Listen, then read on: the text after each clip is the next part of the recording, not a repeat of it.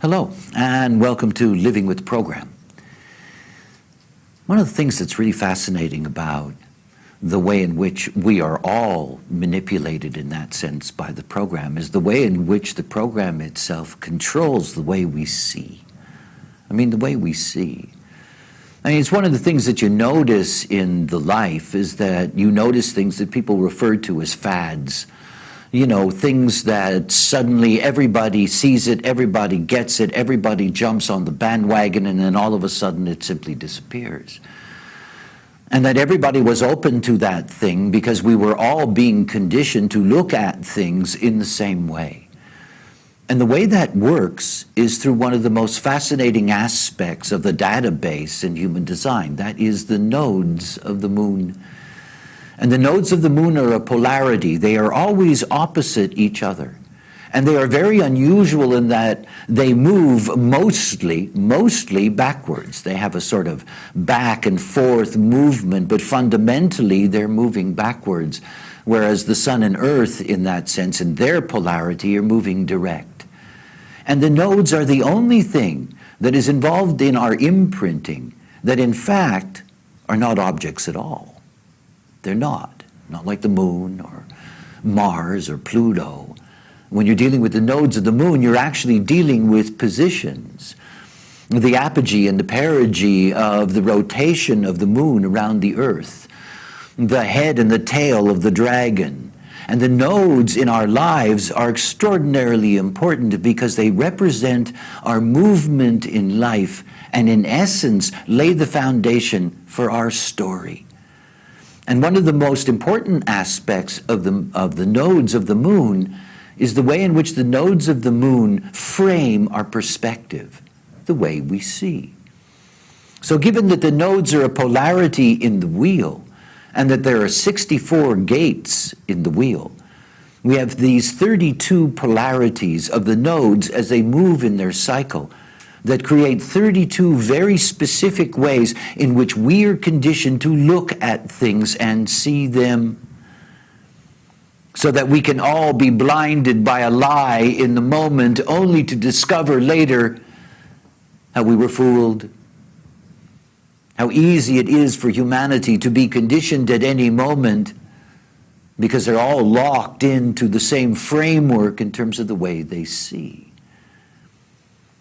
And the nodes do not move quickly.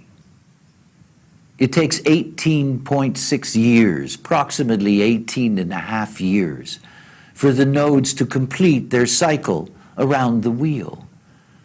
And it is this 18.6-year cycle that is very significant for us because it represents this movement, this spectrum of all the possibilities of life stories, of journeys, and of different ways of seeing. In the transits, the nodes can stay in those opposite gates for anywhere from 2 to 4 or even 5 months. It's a long time. The longer a transit is there, the quicker we forget that it's there, that it simply becomes part of the natural background energy. And so those nodes, they're controlling the way in which we see. And on any given day, lasting in that sense for weeks or months, there is this conditioning influence for us to have a similar perspective. It's what homogenization is all about.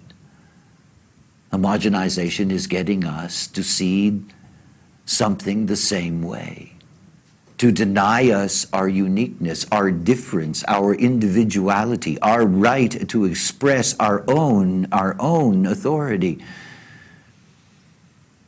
It's one of the most powerful things that is there in the transiting field is the way in which humanity is constantly being homogenized into the same perspective.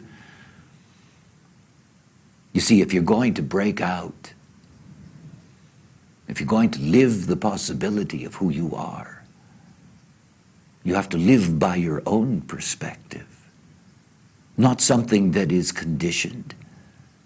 Not something that fools you because you have no true way of measuring it. that you're simply locked in the flow, that you're nodding your head along with everybody else who's being fooled by the same mechanism. See, human design is about the uniqueness of being. It is about the extraordinary potential that is there in every single one of us to live our difference. And the very foundation of the way in which we express that uniqueness intellectually through awareness is rooted in our perspective. It's rooted in how we see.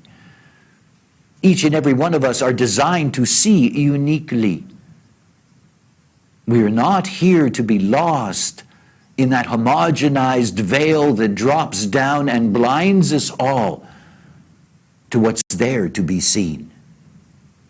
In truth, if you bring beings together who are correct, who operate according to their unique perspective, regardless of what an event may be, they will all see it differently. And so it is. And in that diversity lies truth, and lies the privilege that is there in each and every one of us, in the integrity of our perspective, to be able to see and express what we see. Not to be forced to conform. Not to be lost in a program that says, today, children, we're all going to see the same way. It's not what it's about. Follow your strategy and authority. Don't be a pawn in the program. Don't make decisions with your mind. Live out the beauty of what it is to be you. And like all things having to do with watching the program, it is mostly about the others in your life.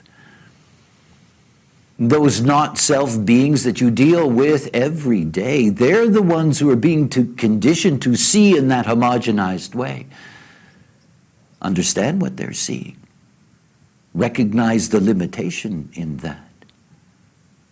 And in some cases, you can truly be of value to these beings because there are so many ways to see.